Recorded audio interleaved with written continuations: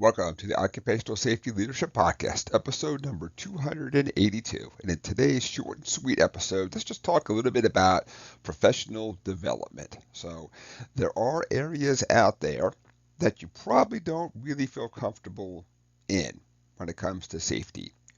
Whether that be confined space, lockout, tagout, machine guarding, whatever it is. And I'm not talking about things that are not currently applicable to what you're doing out there because in an ideal world we would know everything about all things at all times.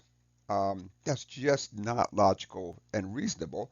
But if you're in a job that has a lot of lockout tagout in it, you should do everything you can to know everything you can about lockout tagout out there. Most of us think about power only, of course, but obviously there's all kinds of forms of hazardous energy out there. Same thing with confined spaces. So we may be thrust into either a new role or a role that, as the company has expanded, they've now brought confined spaces into a workplace that didn't have those prior. So I like to think we're smarter than that, but I also know that companies do all kinds of stuff, most of the time by accident. I don't think anyone's purposely adding more hazards and potential hazards out there to the workforce, but that doesn't mean that it's not happening out there. Uh, so now we have to get really good at confined space out there. So there's going to be those areas out there.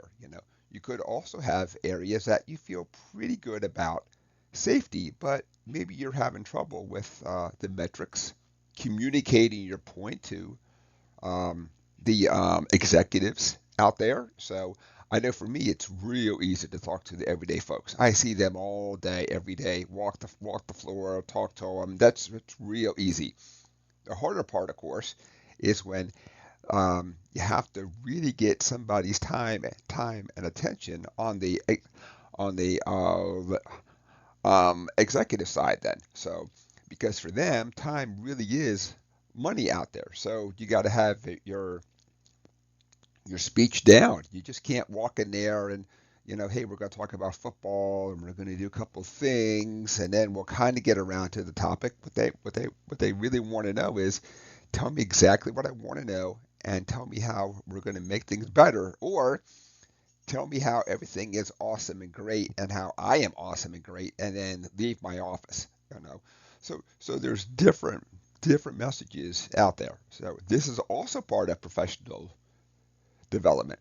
So I think that I have mentioned on many of these previous podcasts that I did everything I could to dodge public speaking.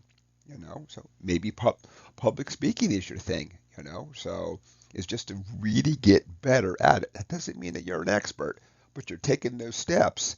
You're getting out of your comfort zone because our comfort zone is going to tell us you're fine. Everything you know is just good. There's no need to ever get professional development. There's no need to think about a risk assessment a different way. Your way is perfect. So I want us all to sit down and just kind of think about what do we need professionally to get better out there. And this is not an answer that's going to apply to everybody because we're all different out there. And then obviously talk to your boss. What can I do for funding? What can I do for the planning? What can I do for this stuff? Because it would be great if they would give us a blank check and say, hey, why don't you go spend a couple weeks, go kind of figure this out, go get you some courses. If you got travel, you got travel. So we have to be smart enough to say we have to kind of do it now and do the research and figure out where these things are, and then how much is the money and how much is all the rest and all that.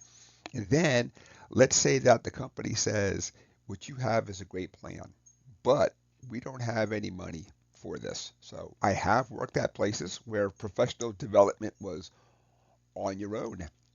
So one of the things that you can do is do this on your own. In an ideal sense, of course, your off time is your off time, but probably anybody in safety has gone home and your brain is still on and you're thinking, how do I solve this? And so you are doing some work at home. You may not really think about it as like professional development, but that might be forced with what you have to do is that if the money is just not there, you have to come up with your own plan and then execute it the very best that you can out there. And like all things, there's a lot of tools out there. Talk to different folks, listen to the different podcasts, look at the different training. There's a lot of really great things out there. Um, and I like to think that am a data point of one. I want others, of course, obviously, to say, um, I want something that's different. I want something that's going to apply more for my work site because, as all of us know, there's not going to be a one size fits all out there. I could say something that works great at somebody's and fails at somebody else's site out there. Just like when you find things, you got to figure out what's going to work for you. So at this point, I think I'm just rambling on, but I want everybody to sit down, think about professional development, which you need to go to that next level, come up with a plan, execute that plan. So, and with that, I want to thank everybody for listening. My name is Dr. David Ayers. Have a safe day.